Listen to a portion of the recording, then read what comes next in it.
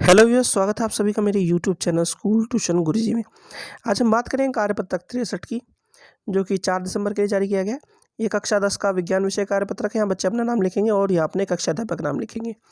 बच्चों, हमारा पाठ चल रहा है विद्युत धारा के चुंबकीय प्रभाव। तो आज हम पढ़ेंगे उसमें चुंबकीय क्षेत्र के कारण धारावाही चालक पर लगने वाला बल। तो चलिए देखते हैं, जानते हैं, समझते हैं कि आज का कार्यपत्रक आपको क्या नया बताने की कोशिश कर रहा है बच्चों। चलिए तो शुरू करते हैं। चुंबकीय क्षेत्र के कारण धारावाही चालक पर लगने वाला बल।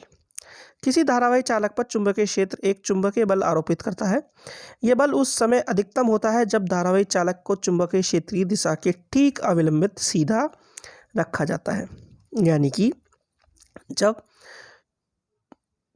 किसी धारावाही चालक को और चुंबकीय क्षेत्र की दिशा को अवलंबित रखा जाता है तो ये सबसे अधिक होगा बच्चों।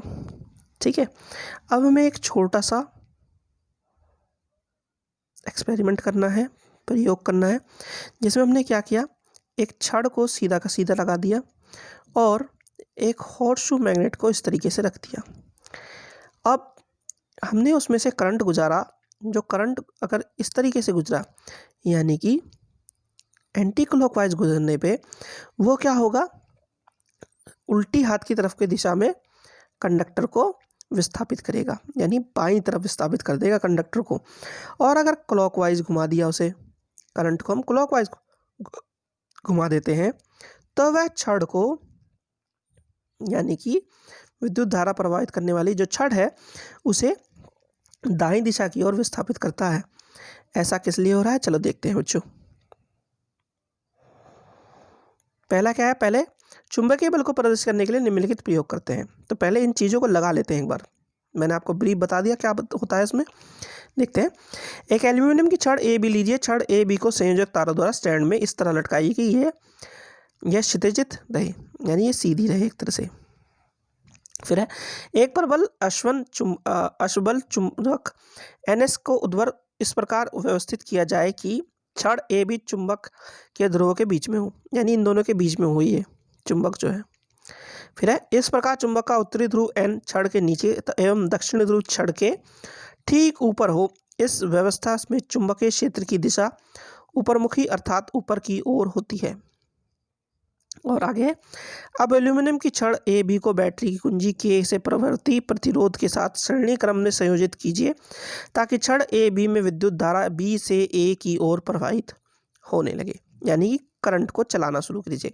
अब परीक्षण क्या है, छड़ ए बी में विद्युत धारा प्रवाहित करने पर छड़ बाईं ओर विस्थापित होगी। ए से बी में जब हम धारा प्रवाहित करेंगे, यानी कि विद्युत धारा चलेगी उसमें, तो ये बाईं ओर विस्थापित हो जाएगा बच्चों। ऐसा क्यों हुआ, निष्कर्ष निकालते हैं। जब ये दर्शाता है कि एल्यूमिनियम की छड़ यांत्रिक बल लगने के कारण वह विस्थापित हो जाती है और इस विस्थापन की दिशा फ्लेमिंग का परमहस्त नियम के अनुसार है बच्चों। तो चलिए आगे देखते हैं।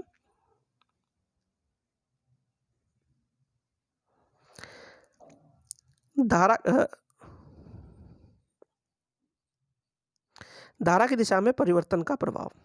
पहला है, बैटरी को पुनः इस प्रकार संयोजित कीजिए कि कुंजी में प्लग डालने पर एल्यूमिनियम की छड़ ए बी में धारा ए से बी की ओर प्रवाहित हो रही है। परीक्षण क्या होगा, छड़ ए बी दाईं ओर विस्थापित होगी।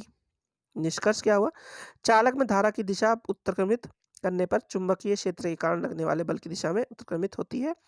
यह फ्लेमिंग के वर्महस्त नियम के अनुसार है, यानी कि ए से बी और बी से ए, यानी कि एक बार क्लॉकवाइज और एक बार एंटी क्लॉकवाइज, जैसे जिस हिसाब से हम क्या करेंगे, जिस हिसाब से हम विद्युत धारा को घुमाएंगे, यानी कि क्लॉकवाइज, एंटी क्लॉकवाइज और क्लॉकवाइज, उस हिसाब से क्या होगा, जिस हिसाब से हम घुमाएंगे उस हिसाब से जो चुंबकीय बल है उसके कारण दाएं या बाएं विस्थापन होगा। किसका, जो आपकी छड़ है ए बी, उसका। अब आगे क्या कह रहा है बच्चों, विद्युत मोटर एक ऐसी युक्ति है जिसमें विद्युत धारा का स्थानांतरण यांत्रिक ऊर्जा में होता है। ये फ्लेमिंग के वमहस्त नियम पर आधारित होता है। आपको अगर ध्यान दिया हो बच्चों कभी कि जो आपके बिजली के वाले भैया अगर आए हो आपके घरों में और उन्होंने पंखे को कभी गलत जोड़ दिया हो, तो पंखा क्लॉकवाइज घूमने की जगह एंटी क्लॉकवाइज घूमने लगता है। तो जब वो एंटी क्लॉकवाइज घूमता है तो बोलता है ऐसे हो सकता है पंखा जल जाए।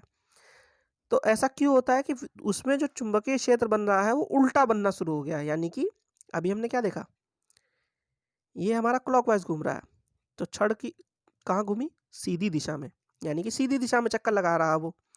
अब अगर ये उल्टा घूम जाए, यानी कि एंटी क्लॉकवाइज घूम जाए, तो ये क्या होगा, ये उल्टे हाथ की तरफ को, यानी कि बाएं हाथ की तरफ को घूम जो है दिशा में जो परिवर्तित होगा।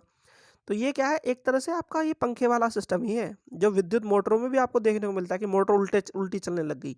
ऐसा तभी होता है जब ये विद्युत धारा की वजह से चुंबकीय प्रभाव चेंज हो जाता है। यानी कि सीधी भाषा में विद्युत धारा का प्रभाव है ये, कि हम जिस तरीके से विद्युत धारा को घुमा रहे हैं उसी तरीके से जो चुंबक में है चुंबकीय प्रभाव हो रहा है विद्युत धारा के कारण, वो बता रहा है ये। ठीक है बच्चों, चलिए आगे देखते हैं।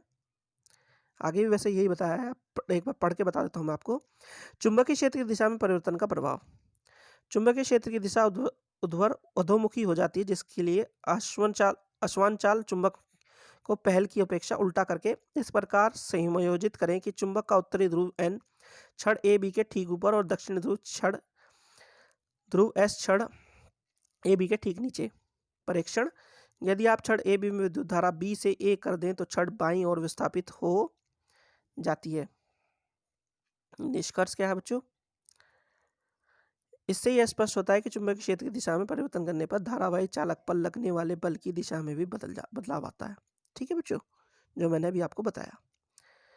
अब जरा आपका फ्लेम का वम हस्त नियम देख लेते हैं बच्चों। बाएं हाथ की तर्जना मध्यमा तथा अंगूठे की इस प्रकार फैलाए कि तीनों परस्पर एक दूसरे के लंबवत हो, यानी कि इसे इस तरीके से फैला लें। यदि तर्जना की उंगली चुंबकीय क्षेत्र की दिशा और मध्यमा उंगली चालक में प्रवाहित विद्युत धारा की दिशा की ओर संकेत करती है, तो अंगूठा चालक की गति की दिशा में चालक पर लगने वाले बल की दिशा की ओर संकेत करता है। यानी कि ये संकेत करता है किस पे, जो बल लग रहा है उस पे संकेत करता है बच्चों। ठीक है बच्चों, यही फ्लेमिंग का ब्रह्महस्त नियम कहलाता है। अब जरा आपके प्रश्नोत्तर देख लेते हैं। पहला प्रश्न है, चुंबकीय क्षेत्र में रखे धारावाही चालक पर लगने वाले बल को ज्ञात करने के लिए प्रयुक्त होने वाले नियम को लिखिए। तो इसके लिए बच्चों हम यूज करते हैं फ्लेमिंग का ब्रह्महस्त नियम, और ये फिगर आपको बताएगी कि कैसे उसे हम चुंबकीय क्षेत्र में धारा का प्रवाह किस तरफ होगा, चुंबकीय क्षेत्र के द्वारा जो बल लगेगा वो किस तरफ होगा, इन सब के बारे में ये बताती है हमें। ठीक है बच्चों, जैसा कि अभी हमने पढ़ा है। प्रश्न नंबर 2 है, किसी चुंबकीय क्षेत्र में स्थित विद्युत धारावाही चालक पर आरोपित बल कब अधिकतम होगा। तो वह अधिकतम कब होगा बच्चों, जैसा कि हमने अभी ऊपर पढ़ा था, वह अधिकतम तब होगा जब धारावाही चालक के चुंबकीय क्षेत्र की दिशा के ठीक लंबवत रखा जाए।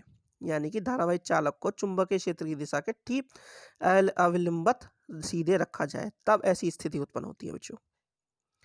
चलिए अगला देखते हैं बच्चों। प्रश्न नंबर 3 है, एक धारावाही चालक को चुंबकीय क्षेत्र में रखा गया है। अब निम्नलिखित प्रश्नों के उत्तर दीजिए। किसी विद्युत धारावाही चालक को किसी चुंबकीय क्षेत्र में रखने पर लगने वाले बल किन कारकों पर निर्भर करता है।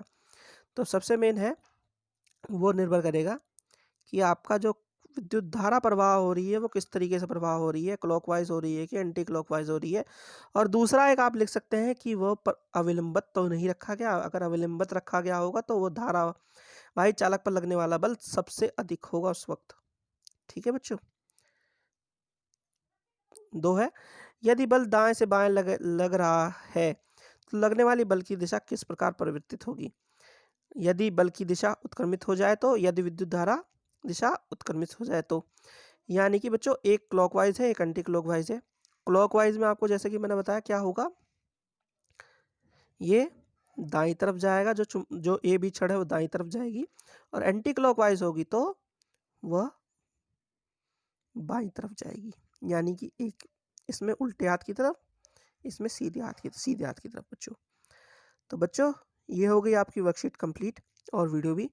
अगर आपको फिर भी कोई चीज़ें जो है रह गई हो, समझने में जो है दिक्कत हो रही हो, तो बच्चों एक बार वीडियो को आप वापस देखिएगा। अगर इसके बाद भी आपको दिक्कत हो तो आप अपनी पाठ्य पुस्तक को एक बार पढ़िएगा, सपोर्ट मटेरियल को पढ़िएगा, तो ये आपको पार्ट समझ में आ जाएगा। क्योंकि इसमें इस पार्ट में से जो ये क्वेश्चन है बच्चों, फ्लेमिंग का ब्रह्मस्थ नियम, ये कई बार 3 से 5 नंबर में पूछा जाता है और विद्युत मोटर की कार्यप्रणाली भी कई बार पूछी जा सकती है। तो इसलिए इसे ध्यान से पढ़िएगा बच्चों और अपना भी ध्यान रखिएगा। आशा करता हूँ आपको वीडियो अच्छी लगी होगी। अगर वीडियो अच्छी लगी हो तो चैनल को सब्सक्राइब करें, वीडियो को लाइक करें, शेयर करें। Thank you.